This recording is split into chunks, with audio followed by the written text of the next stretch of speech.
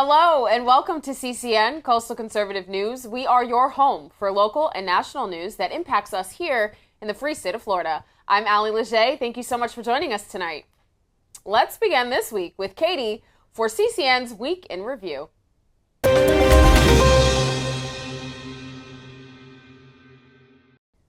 Thank you, Allie and Michelle. I'm Catie with CCN's Week in Review. Tonight, health officials are sounding the alarm over a new COVID-19 variant, one that's quietly spreading across the U.S. and stirring up PTSD of government overreach we swore we'd never allow again. The new variant is called NB181, a fast-moving subvariant of Omicron, now detected in states like New York, California, Hawaii, and Ohio. It's already circulating in 22 countries and makes up for more than 10% of global COVID cases. But here's the truth. While it's more contagious, there's no evidence this strain is more dangerous. Symptoms remain mild: sore throat, fatigue, cough, low-grade fever. The World Health Organization has it labeled as variant under monitoring. Americans, especially those who have had enough lockdowns and mandates, are being urged to use common sense. Do not give in to fear-driven policies. There is no justification for forced restrictions, closures, or mask mandates. We will continue to monitor this new variant. As hurricane season approaches, Sarasota County is preparing residents by offering free self-service sandbag stations. The sandbag distribution will occur on the following dates: June 14th, July 19th, and August 10th. Each station will operate from 9 a.m. to 5 p.m. at the following locations: Ed Smith Stadium, Twin Lakes Park, and South County Fleet Services. Each vehicle is allowed up to 10 empty sandbags to fill. For more information on Sarasota County's hurricane prep programs, visit the county's website at scgov.net. Big news out of Palm Beach Gardens. Governor Ron DeSantis just signed a new bill, House Bill 929, at the Florida Professional Firefighters Convention. And let me tell you, this one's a game changer for our hometown heroes, with cheers from the crowd and a lineup of proud firefighters by his side. DeSantis put pen to paper on legislation that's all about protecting those who protect us. HB 929 takes firefighter safety to the next level.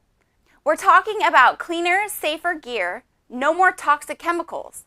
If it's dangerous and outdated, departments are now required to give our firefighters the heads up. It also tackles the mental health toll of the job.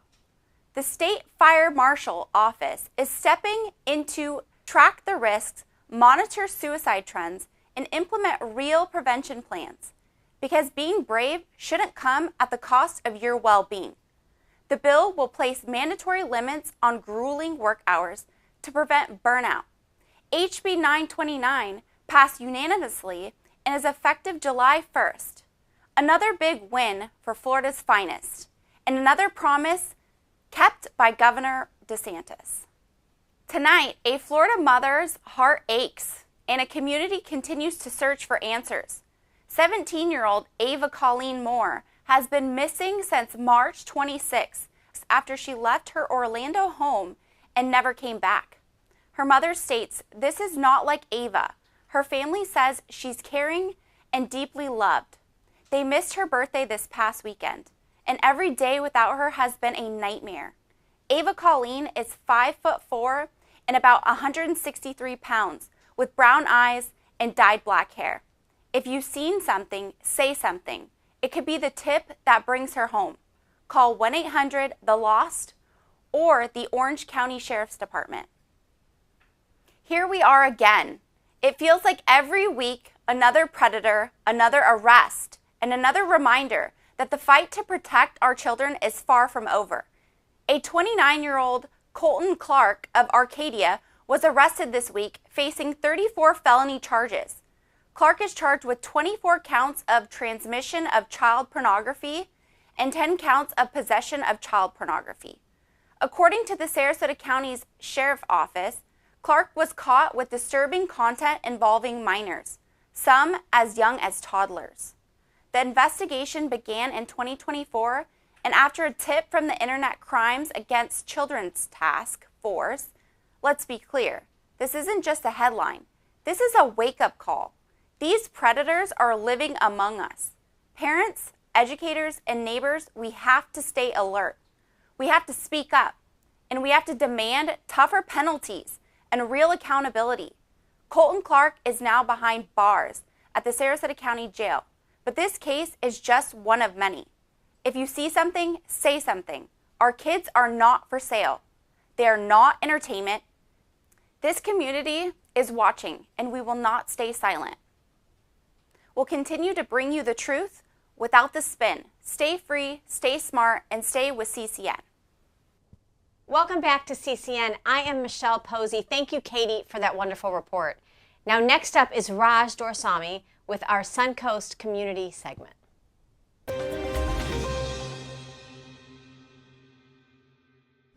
This is Raj Dorsami with the community segment here at CCN, and today I am joined with a local businessman right here from Charlotte County, and he is producing an epic movie. He's an executive producer of this epic movie. So remarkable. First, Mason, welcome. Thank you, sir. Appreciate it. My pleasure. Oh, you're so welcome. Glad you're on the show today, and I'm sure that most of the folks may not know about this movie that you're executive producing.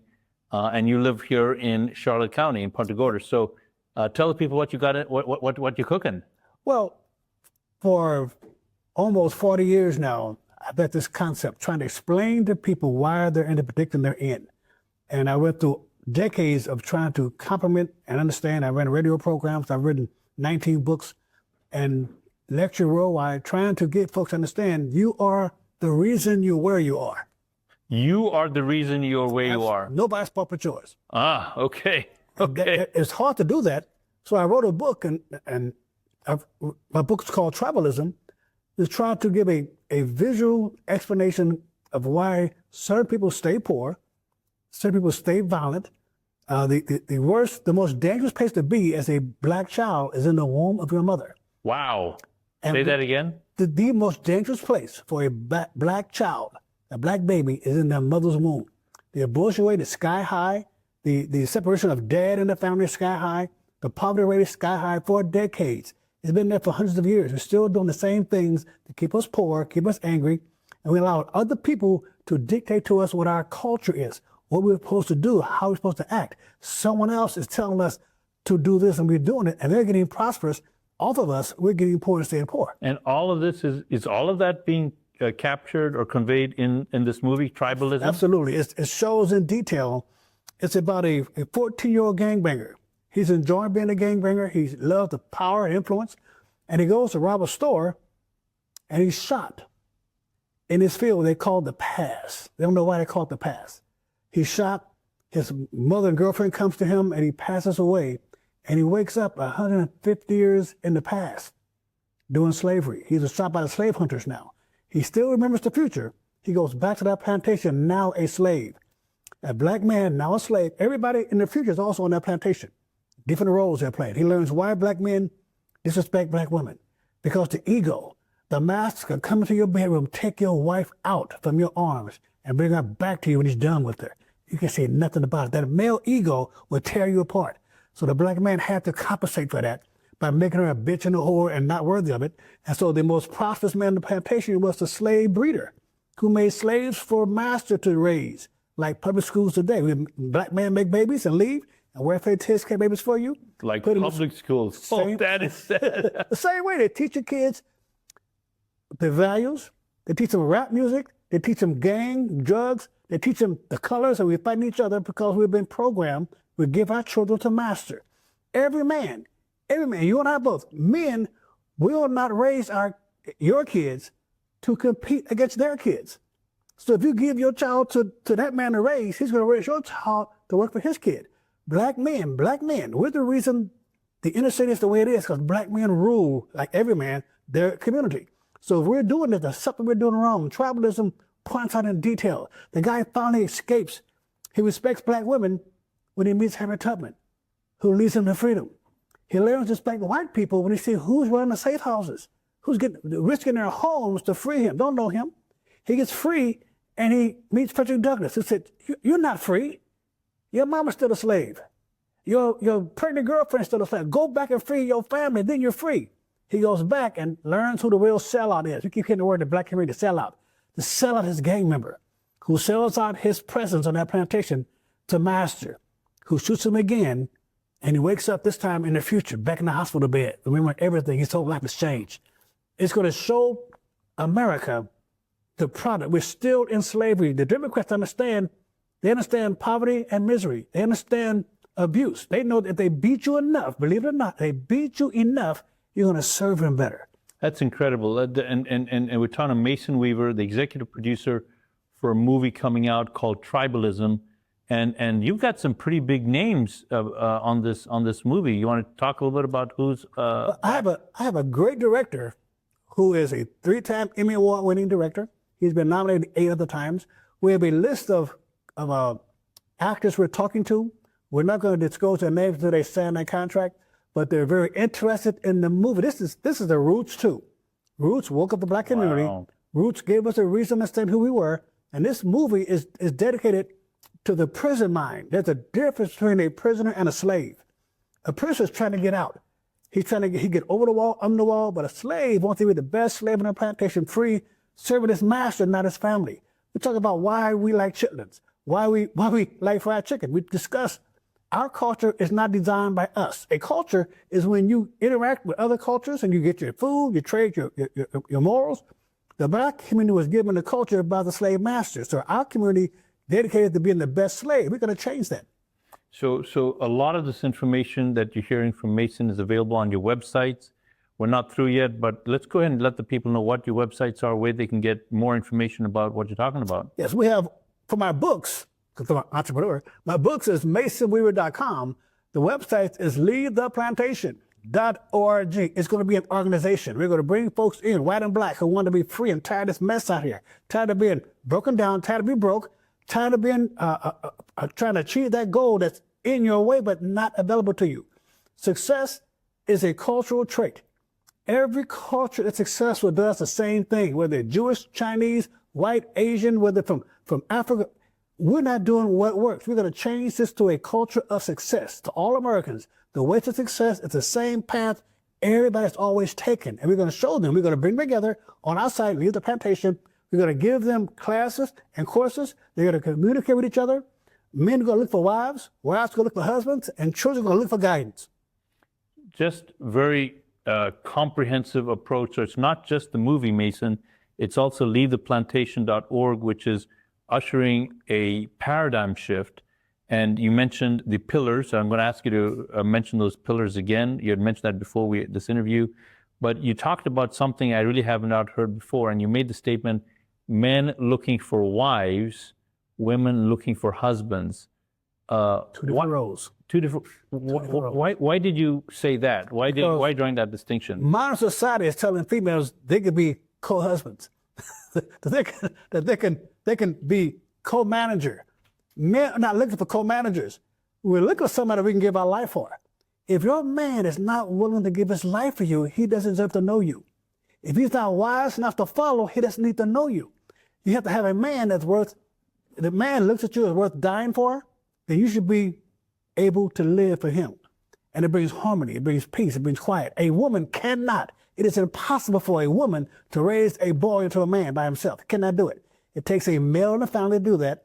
And the movie and my philosophy is based on that fact. We have to start getting the roles we're given by God. I am not a woman, I'm a man. I'm the person that goes into darkness looking for the trouble to keep it from you as a woman. So I'm not going to be giving my life for you and I can't get a sandwich. Doesn't make any sense. So you're really in what you just mentioned, you are challenging this counterculture or this it's anti-culture. It's anti-culture. There's no benefit to having two strong people in the home. That's an argument all the time. We have to have someone as designated as the leader, the voice, In an emergency, you have to listen to one voice. Hear that voice, it's called the husband. Hear that voice, you got to do that. God looked at man, and the only time in the Bible he said this, he looked at man and said, it's not good for the man to be alone. And he took something from man for his own good and formed, that's why I formed, that's crazy. He formed Eve, presented Eve to man as a gift. And that's why a man now, men are looking for what God took. Out there searching for what God took from us. And we want it back. And if you find that, you become a whole man. You have a reason to conquer the world. In all your homes today, go home today and look around your house.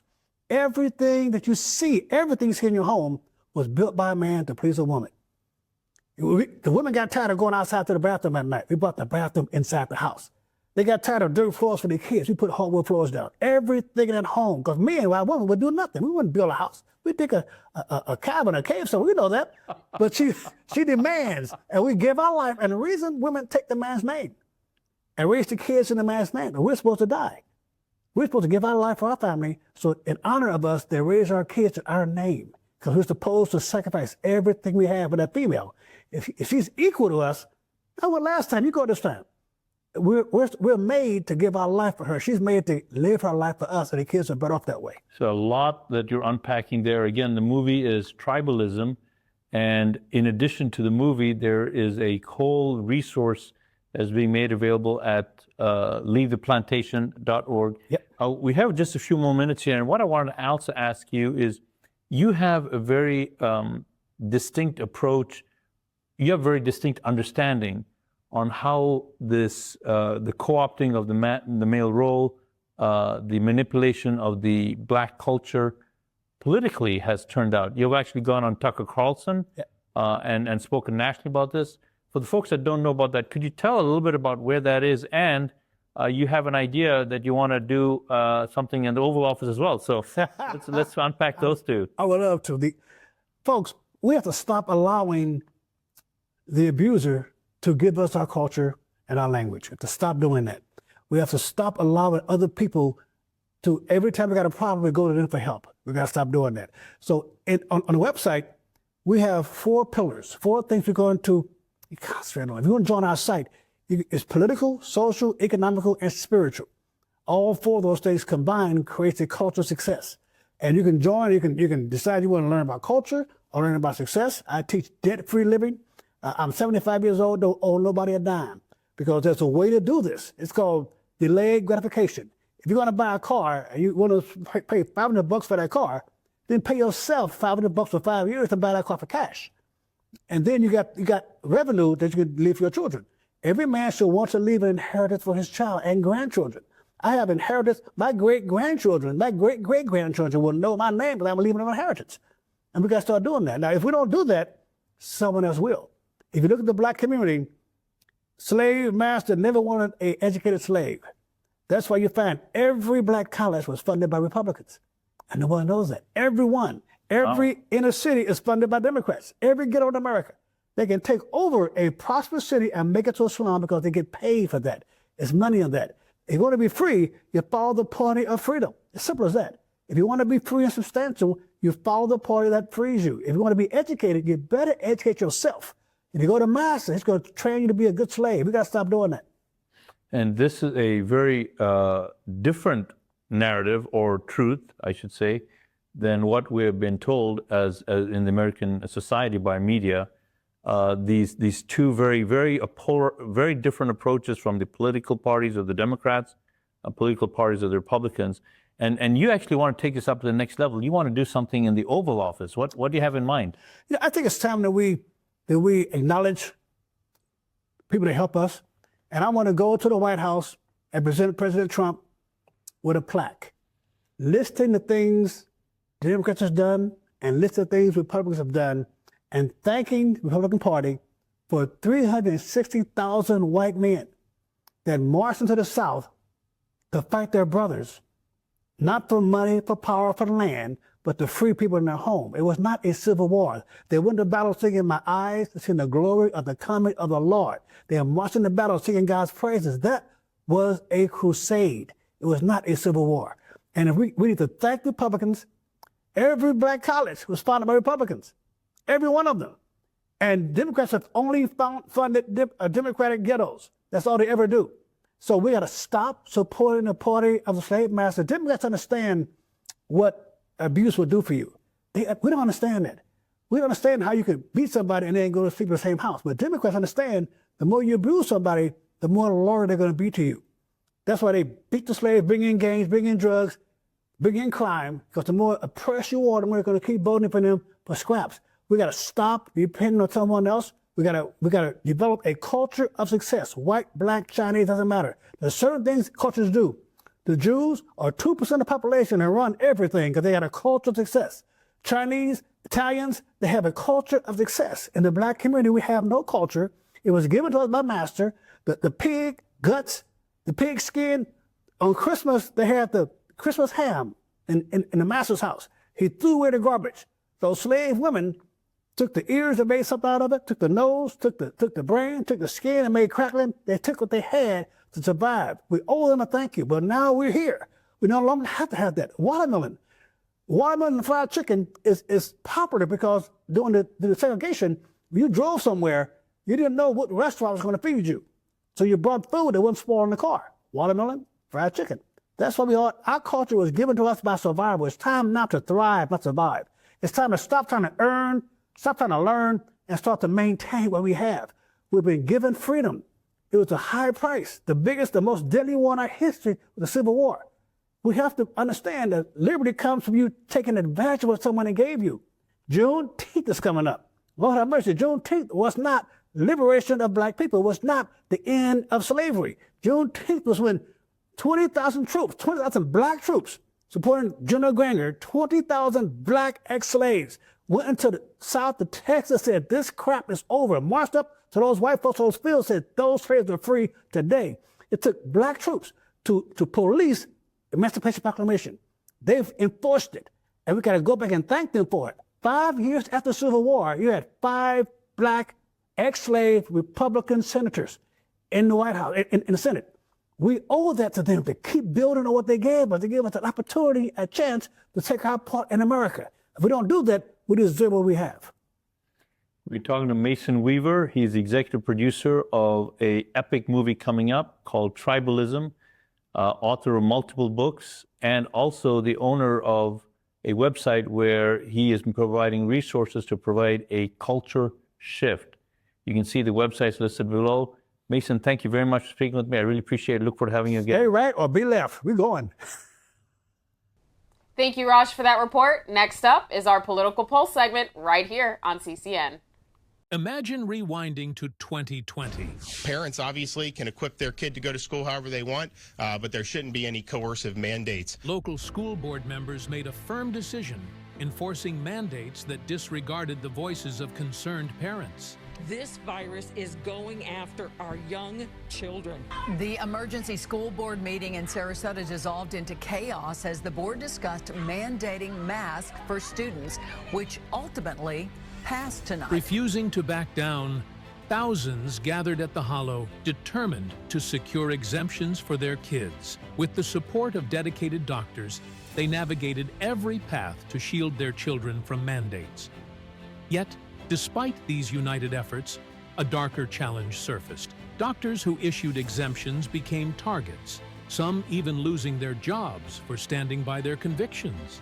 That's when the decision was made, a bold new vision to create a sanctuary for children's health and a support system for parents' rights. Thus, We the People Health and Wellness Center was born, founded on a mission to serve, to support, and to protect. This vision has since expanded, aligning with the Make America Healthy Again movement and incorporating the most advanced treatment modalities.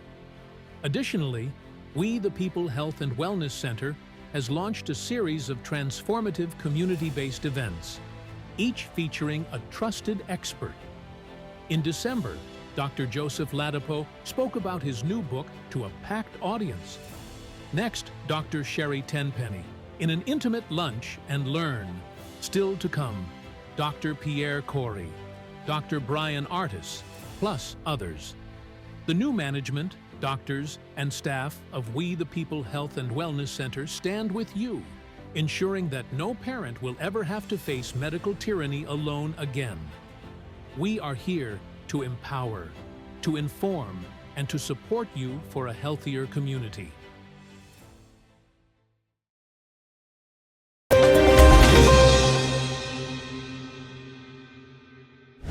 Welcome to our Political Pulse segment here on Coastal Conservative News. Tonight, on the 81st anniversary of D-Day, we are proud to bring you some good news for our Florida veterans. That's right, Allie. Today, we had the pleasure of joining Florida Governor Ron DeSantis as he signed 3 pro-veteran bills into law. Take a look.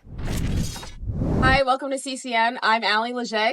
And I'm Michelle Posey. We are here in Port Charlotte, Florida, outside Jacobson State Veteran Nursing Home for a press conference with Governor Ron DeSantis. We are so proud to be here at this nursing home for veterans, especially on today, D-Day, where we are honoring those who have sacrificed everything that they had, their lives, for our freedom when they stormed the beaches of Normandy. So we'll bring you more in just a moment. Governor Ron DeSantis joined veterans and veteran advocates in Port Charlotte today at the Douglas T. Jacobson State Veterans Nursing Home to sign House Bill 797, Senate Bill 116, and Senate Bill 910 into law. In front of a packed house of veterans, DeSantis also praised veteran legislators for their assistance in authoring these bills, including Danny Burgess, Jay Collins, and others. That's right, Allie. Part of the push is to allow Florida to bypass the red tape that so many veterans experience on the federal level and is a win for states' rights and state sovereignty. House Bill 797 authorizes certain licensed skilled nursing facilities to request to designate certain beds as veteran and even veteran spouse nursing home beds, if specific criteria, of course, is met. Now, Senate Bill 116 requires the Department of Veterans Affairs to conduct a study that includes a survey evaluating the extent to which our veterans are aware of certain existing programs or services, while also revising the purpose of the Veteran Suicide Prevention Training Pilot Program to now include specialized mental health training. Yes, and Senate Bill 910 prohibits a person from receiving compensation for referring an individual to a provider for advising, assisting, or consulting on any veterans' benefits matters, which will protect our veterans from those who seek to take advantage of them. Unfortunately, it happens way too often. As older generations pass away, we have a responsibility to keep the memory of what they did alive.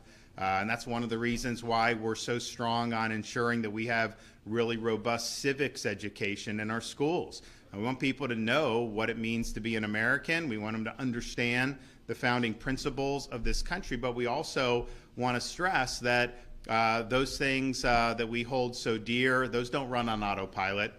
Freedom is not free. It needs to be fought for and it needs to be preserved.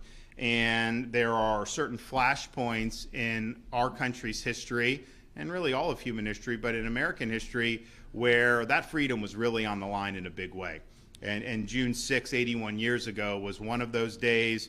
I know there was an enormous amount of sacrifice that went in far beyond just the D-Day invasion in terms of what the American people sacrificed in that conflict. But I think we're all of an agreement that we're better off for their great heroic sacrifices. And so we remember that today, 81 years later, and it's fitting that as we remember what they did there, that we also can be here today to sign legislation that shows our commitment to the people who live in our state who did wear the uniform. And it comes in a variety of ways. We still have some World War II vets. We've got a lot of Vietnam vets. And then, like me, we've got a lot of post 9/11 vets who served during that crazy time. And Florida is and will remain the #1 state for veterans in the entire country.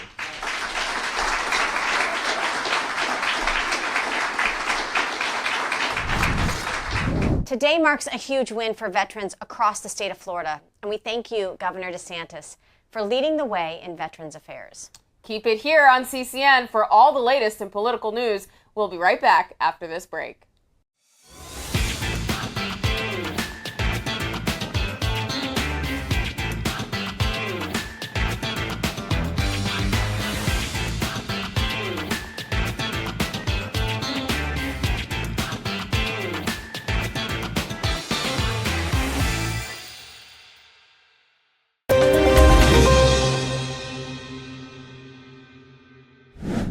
Hi, guys. Back here on CCN, we are proud to have our special interview segment. We've got a great guest coming up. Yes, we have a local leader on parent rights and Moms for Liberty chapter chair, Alyssa Phines, and she will be explaining what happened at school board meeting in Hillsborough County. Can't wait to hear. Okay, guys, thank you so much. Thank you, Alyssa Phines, for joining us today. It's a pleasure to have you. Happy to be here.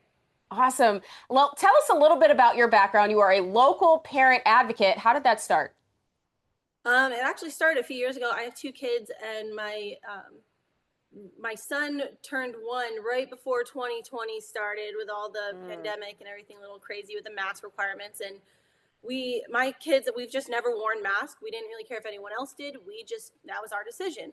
And we were in a grocery store one day, and I was talking with another mom, and the grocery store clerk came over and said, does you and your family want masks? I just said, no, thank you. And he walked away. Well, this mom goes, you can do that? Wow. And I looked at her and I said, I can do what? And she was like, you can say no. And I was just so in shock that like people didn't know that. And I was like, yeah. And at that point, I finished my grocery shopping. I started driving home. I'm like, holy smokes. And I was like, people have to know. And so I just started, sharing that with people and, realizing that, getting more people involved in understanding what their rights were and like the freedoms of our country. And, right. Now it's just a given. Like, I just have no choice but to let more people know about it. And, then I started looking into everything else and, while I was opening my own eyes, opening everyone else's eyes. And now I'm here, 4 years later. That is amazing. Well, thank you so much for standing up and speaking the truth and not being able to be silenced like everybody else seemed to have been.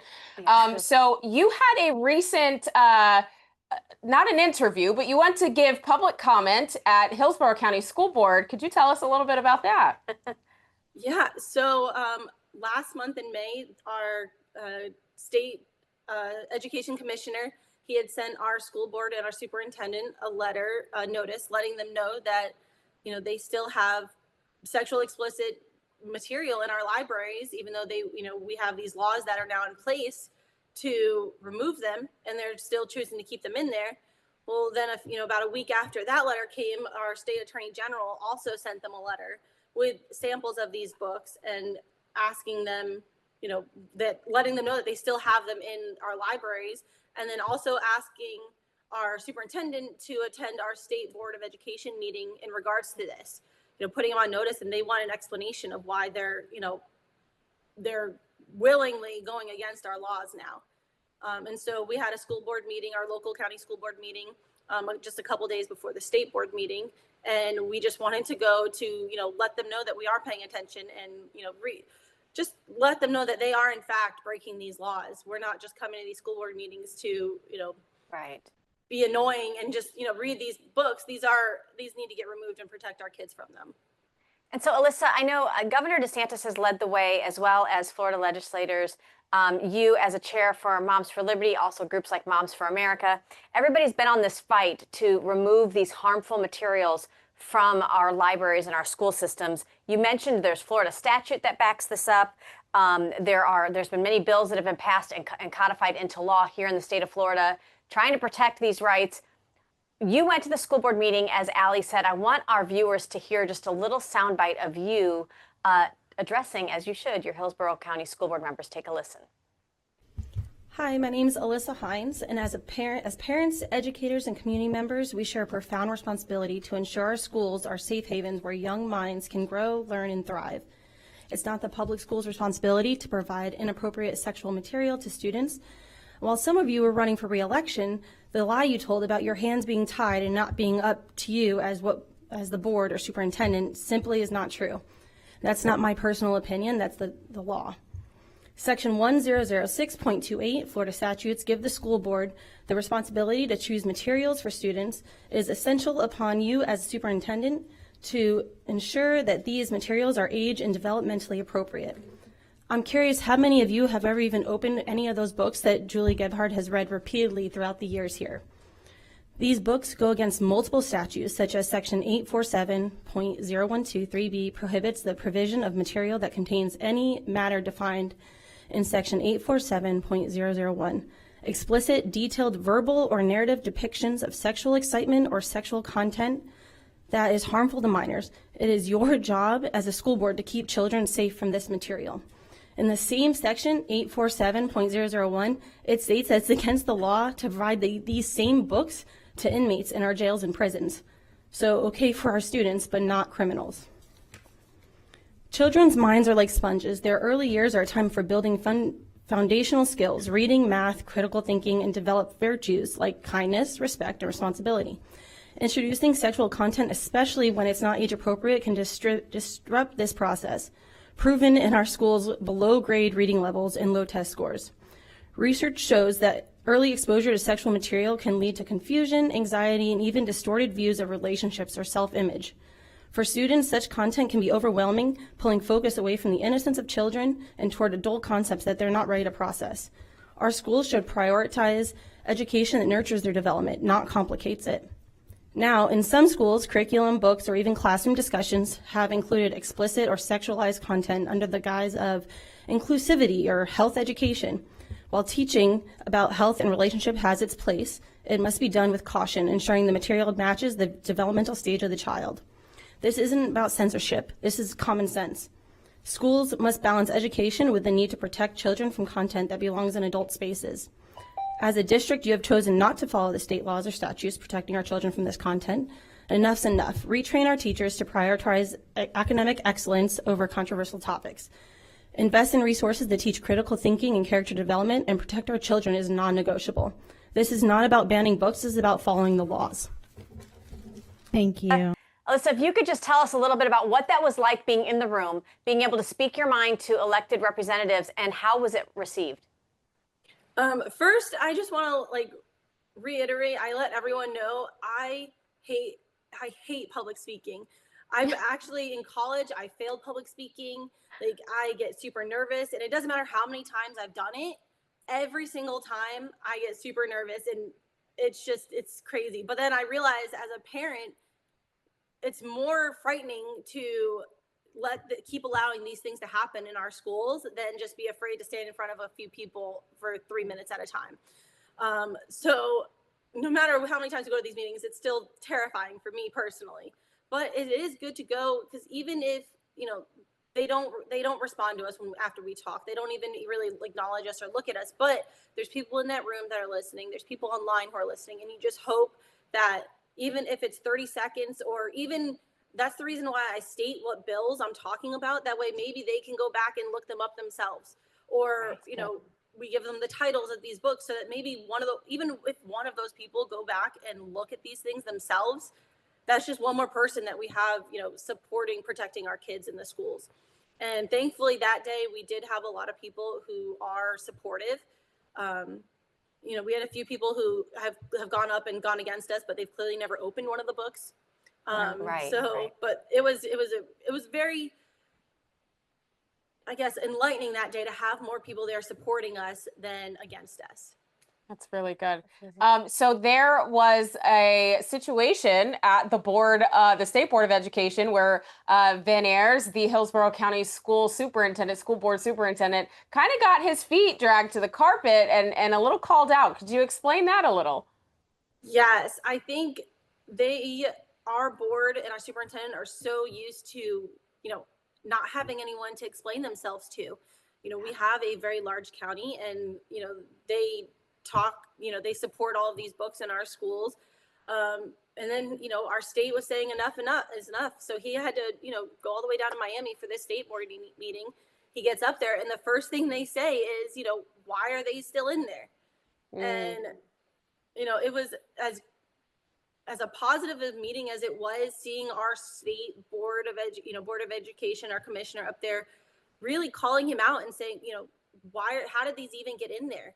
And he did, he kept saying, oh, this is the first we've heard about these books. As soon as I found out about these books, we had them removed.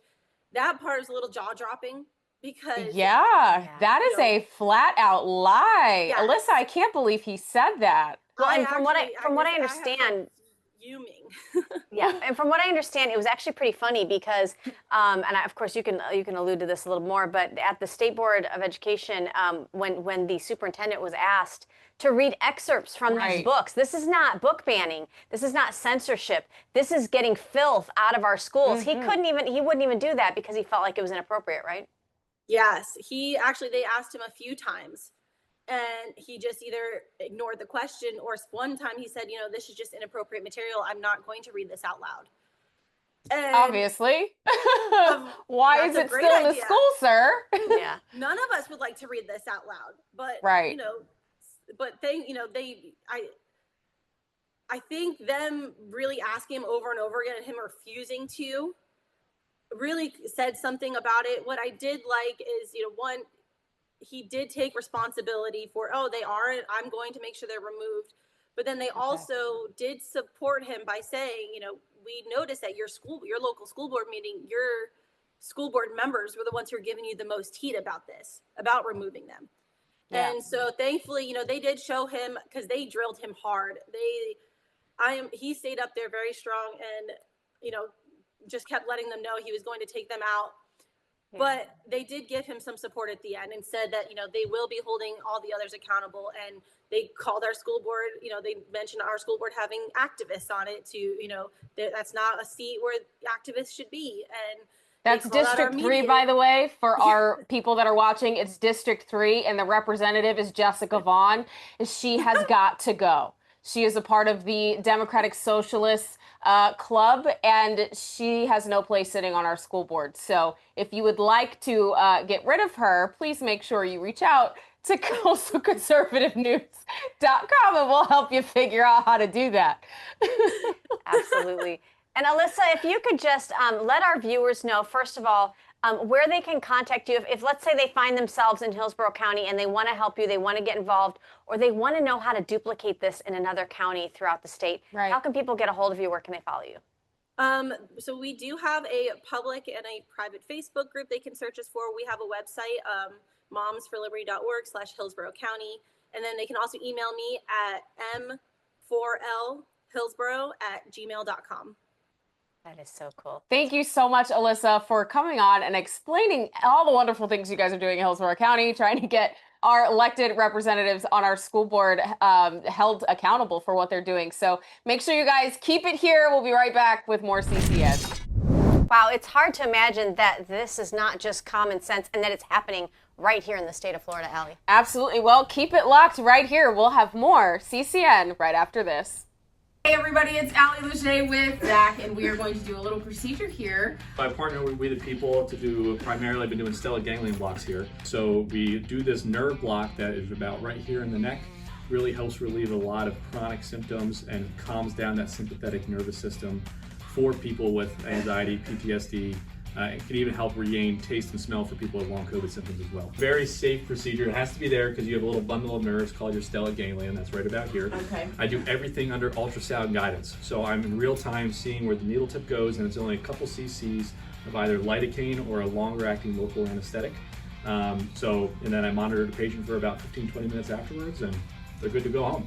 All right, you guys, we're going to go ahead and go in here, and I'm going to be your guinea pig for today. Okay, sounds great.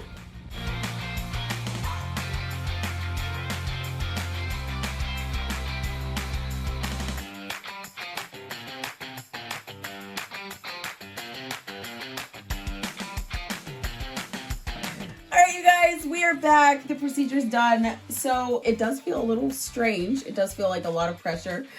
He did explain that there was, I can feel some tingling in my shoulder. It does feel a little bit like I have like something kind of stuck in my throat, just a little, but there's nothing there, obviously. But thank you all so much for joining us. If you want to know more about what is going on at We the People Clinic, please visit We the People Clinic Health and Wellness Center. All right, you guys, we'll see you next time. Bye.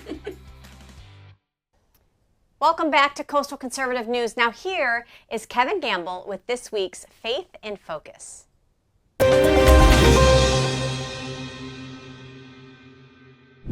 Hello and welcome to Faith in Focus. Today we're diving into a sensitive topic: why same-sex adoption falls short of God's design for raising children and why mothers and fathers are irreplaceable. As Christians, we're called to love all people, but also to uphold biblical truths about family. This isn't just about judging others, it's about what's best for kids, rooted in scripture and reason.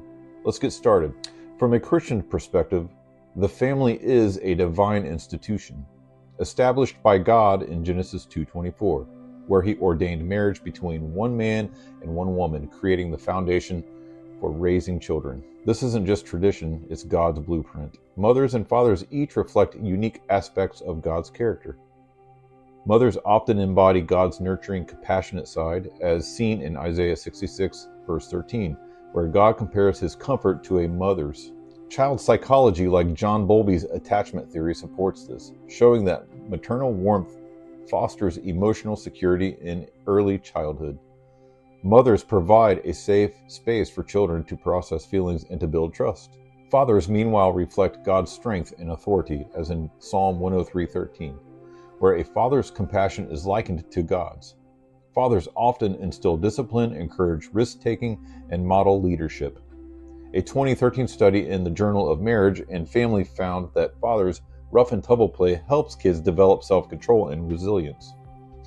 These complementary roles, mothers nurturing, fathers guiding, mirror God's design for balance. In same-sex households, no matter how loving, one half of this divine dynamic is absent.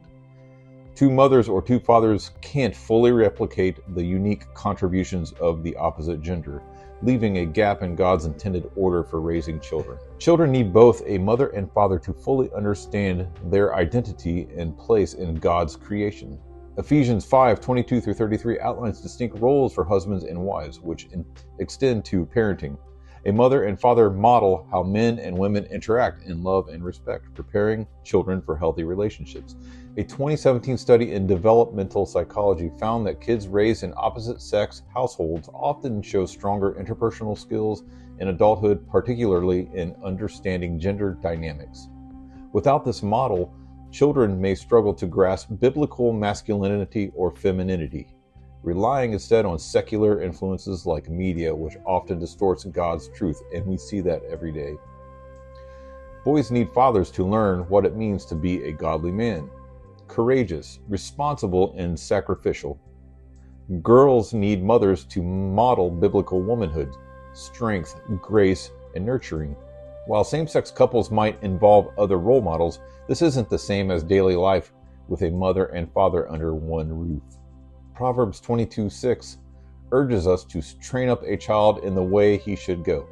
A home without both genders risks missing key aspects of that training, potentially leading children astray from God's plan for their identity. The traditional family isn't just about individual children, it's about upholding God's order for society.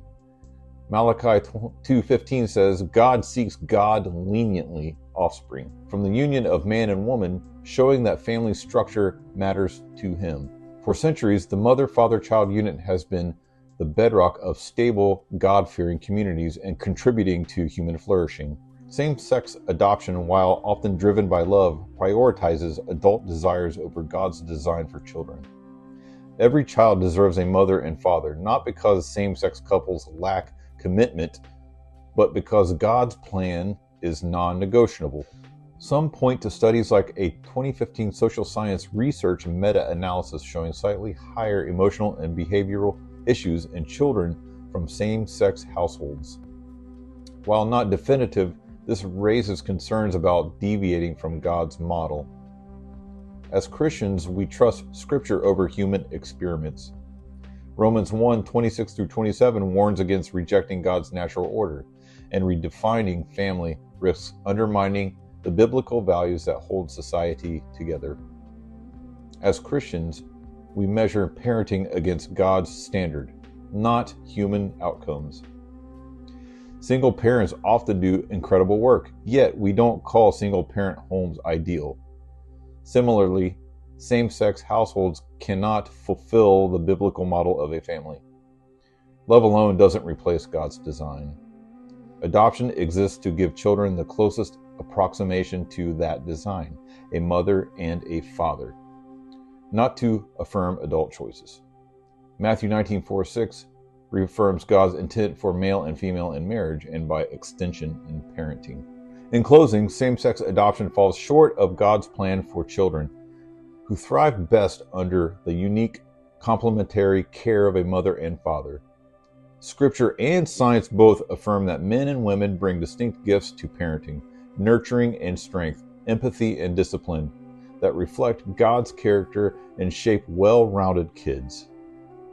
Deviating from this risks emotional, social, and spiritual gaps in a child's life.